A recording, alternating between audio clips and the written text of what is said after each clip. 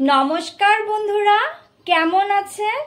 আশা করি সবাই ভালো আছেন এবং সুস্থ আছেন। তো দাস ফ্যামিলি ব্লগসে নতুন আরেকটা ভিডিওতে আপনাদের সবাইকে স্বাগত। তো আজকে আমার রেসিপি হলো তেলাপিয়া মাছের চচ্চড়ি।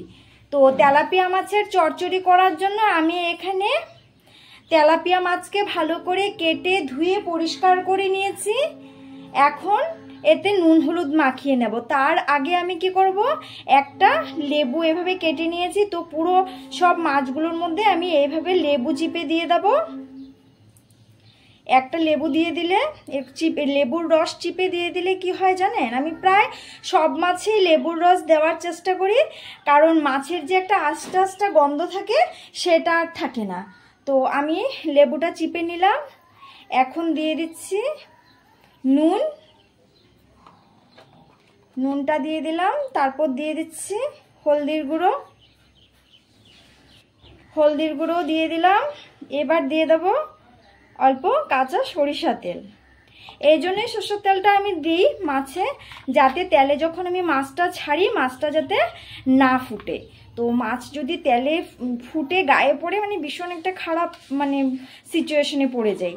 তো আমি এই জন্যই কি করি, সব মাছের মধ্যে একটু কাঁচা তেল মাখিয়ে নিই। আপনারাও যাদের এইভাবে মাছ ফুটে মাছের শরীরে মাছের তেলটা পড়ে যায়, এটা থেকে বাঁচার জন্য আপনারাও এভাবে তেল মাখিয়ে নেবেন। তো কথা বলতে বলতে আমি সব মাছের মধ্যে দুই পিঠে নুন হলুদ ভালো করে মাখিয়ে নিয়েছি। এখন ভেজে নেব। আর আমি দেখতে পাচ্ছেন মাছগুলো একটু বড় সাইজ বলে আমি মিডিলে এভাবে দুটো দুটো করে দাগ দিয়ে দিয়েছি, যাতে নুন হলুদগুলো মাছের ভিতরে ঢুকে যায়। তো এইভাবে মেখে আমি 2-3 মিনিট রেখে দেবো। রেখে তারপর মাছটাকে ভাজবো। তো মাছ ভাজার জন্য আমি এদিকে একটা ফ্রাই প্যান চাপিয়ে দিয়েছি। এবার ফ্রাই প্যানটাতে বেশ খানিকটা মাছ ভাজার জন্য আমি সরষের তেল দিয়ে দেব। তো এই যে বেশি পরিমাণ করে দিয়ে দিয়েছি সরষের তেলটা। তো সরষের তেলটা গরম হওয়ার জন্য অপেক্ষা করব। তো সরষের তেলটা গরম হয়ে গেলে মাছগুলো এক এক করে ভেজে নেব। তো মাছগুলো মাখা 2-3 মিনিট হয়ে গেছে। এদিকে তেলটাও গরম হয়ে গেছে। আমি এবার এক এক করে মাছগুলো দিয়ে ভেজে নেব।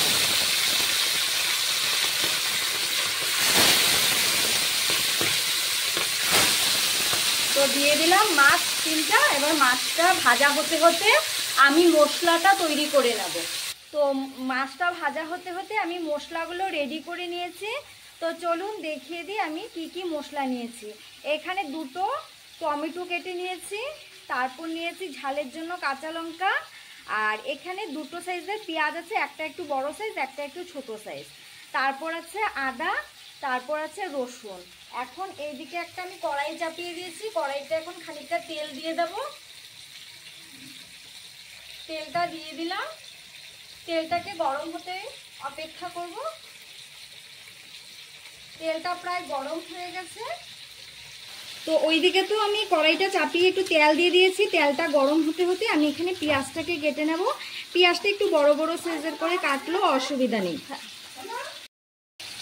তো একটা পেঁয়াজকে তো এভাবে আমি কেটে নিয়ে নিয়েছি। এবার তেলটাও এদিকে গরম হয়ে গেছে। তো সব মশলাগুলোকে আমি এইভাবে গোটা গোটা ভেজে নেব। তো সব মশলাগুলো আমি ঢেলে দিলাম। তো এখন তেলে একটু মশলাগুলোকে ভালো করে ভেজে নেব। ভেজে যখন মশলাটা পুরো ভাজা হয়ে যাবে তখন নামিয়ে একটু ঠান্ডা করে নেব। আর এইদিকে তো আমার মাছটাও হয়ে গেছে। তো এই যে এক পিঠ ভাজা হয়ে গেছে, আরেক পিঠ তুলে দিয়েছি। উল্টে পাল্টে দুটো পিঠে আমি একটু কড়কড়া করে ভেজে নেব। আর এইদিকে তো মশলাটা বসিয়ে দিয়েছি, এটা আরেকটু ভেজে নেব। মশলাগুলো ভাজা হয়ে গেছে, একটা প্লেটে এভাবে নামিয়ে নিয়েছি। এখন সব মশলাগুলোকে ঠান্ডা করে তারপর মিক্সিতে পেস্ট করে নেব। তো এই যে এখানে আমি মাছগুলো সব ভেজে নিয়েছি। আর সেই মাছ ভাজা তেলেই এখন কড়াইতে আমি আরেকটু তেল দিয়ে দিয়েছি। এবার আরেকটা যে গোটা পেঁয়াজ ছিল সেটাকেও কুচি করে কেটে নিয়েছি। তেলের মধ্যে পেঁয়াজটাকে ভালো করে ভেজে নেব। আর এইদিকে আমি মশলাগুলো যে ভেজে রেখেছিলাম সেগুলো পেস্ট করে নিয়ে এসেছি।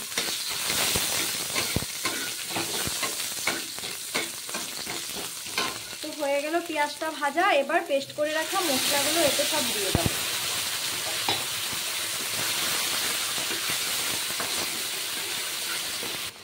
তো মশলাগুলোকে একটু ভেজে নিচ্ছি।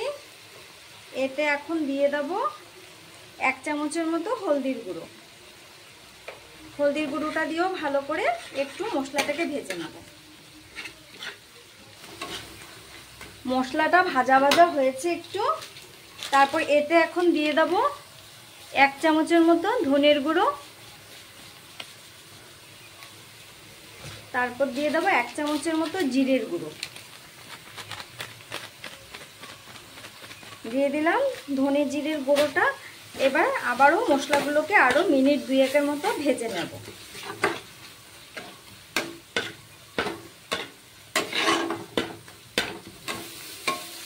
ভাজতে ভাজতে মশলা থেকে সব জলগুলো শুকিয়ে গেছে।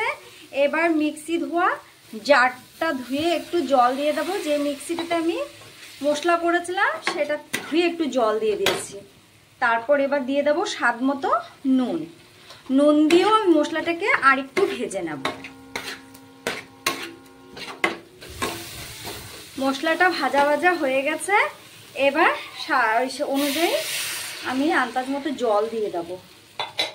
তো দিয়ে দিলাম জল। মশলাটাকে একটু নেড়ে চেড়ে ঝোলের সাথে মিশিয়ে নেব। আর যতক্ষণ পর্যন্ত না ঝোলটা উতলাচ্ছে ততক্ষণ পর্যন্ত অপেক্ষা করব। ঝোলটা উতলিয়ে গেলে তারপর মাছগুলো ছেড়ে দেব ঝোলে। ঝোলটা উতলিয়ে গেছে, এবার আমি ঝোলের মধ্যে মাছগুলো ছেড়ে দেব। তো চলুন সব মাছগুলো আগে ছেড়ে। তো ঝোলের মধ্যে সবগুলো মাছ দিয়ে দিয়েছি আর একটা খন্তার সাহায্যে এভাবে ঝোলের মধ্যে মাছগুলো ডুবিয়ে দিয়েছি। এবার একটা ঢাকা দিয়ে ঢেকে আমি আরো 2-3 মিনিট রান্না করে নেব। 2-3 মিনিট হয়ে গেছে, এবার ঢাকাটা তুলে দেব। ঢাকা তুলে দিলাম। দেখতে পাচ্ছেন হয়ে গেছে আমার মাছের সবজিটা। তো এখন নামিয়ে নেব। তো চলুন নামিয়ে নিই, নামিয়ে আবার ফাইনাল লুকটা আপনাদের সাথে শেয়ার করছি। তো ফাইনালি হয়ে গেল, আমি নামিয়ে নিলাম তেলাপিয়া মাছের ঝাল চচ্চড়ি। তো আমি যেভাবে বানালাম সেভাবে আপনারাও একদিন বাড়িতে ট্রাই করে দেখবেন, অবশ্যই ভালো লাগবে। তো আমার এই ভিডিওটা এ পর্যন্তই রইল। যদি আমার ভিডিওটা দেখে আপনাদের ভালো লেগে থাকে তো অবশ্যই আমার চ্যানেলটাকে সাবস্ক্রাইব করে দেবেন এবং ভিডিওগুলোকে লাইক কমেন্ট শেয়ার করতে কিন্তু ভুলবেন না। তো নেক্সট আরেকটা ভিডিওতে আবার দেখা হবে। ভালো থাকবেন, সুস্থ থাকবেন। Tata, bye bye.